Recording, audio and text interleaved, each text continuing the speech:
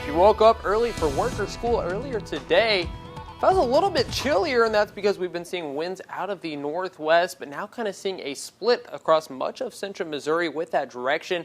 Still seeing the eastern half with those winds out of the northwest, but the western half of mid-Missouri starting to see a shift out of the southwest, which is going to promote our temperatures to reach back into the mid-70s for this afternoon. By 3 p.m., going to be hitting that topping out temperature, 74 degrees.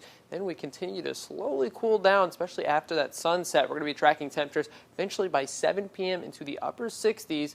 Then late tonight, back into the 50s, and eventually down into the lower 40s for those overnight lows, as we're going to be tracking clear skies.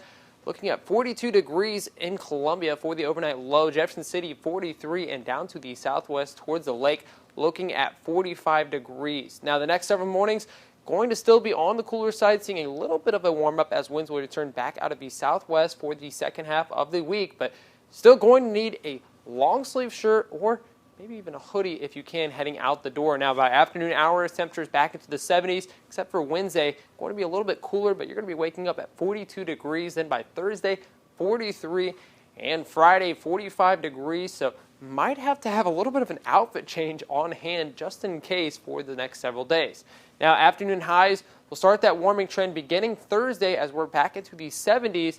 And by the end of the week, we're going to be back into the upper 70s into the weekend. Still going to be close to that average high for mid-Missouri, but looking a little bit further out, the extended 6 to 10 day away forecast, we are going to be tracking warmer than average temperatures along with drier than average conditions, but definitely going to be a 180 degree flip from what they're seeing down towards the Gulf of Mexico, where they're still tracking Hurricane Ian as it's a Category 3.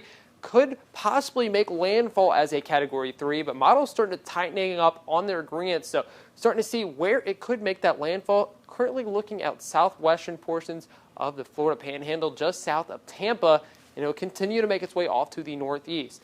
Now, what we're going to be seeing from this initially up to 36 hours ahead of time is going to be that storm surge making its way off to the coast. Could see some areas hitting 6 to 9 feet total with that storm surge, so it's going to be life-threatening across many populated areas such as Port Charlotte and even off to the northwest towards Tampa Bay. They're going to be seeing up to 3 feet with that storm surge as this continues to make its way off to the northeast and eventually going to reach back out into the Atlantic Ocean. Now still tracking plenty of rainfall for the next several days with that system, but here in mid-Missouri we're looking pretty dry as temperatures going to slowly increase as we head off into next week.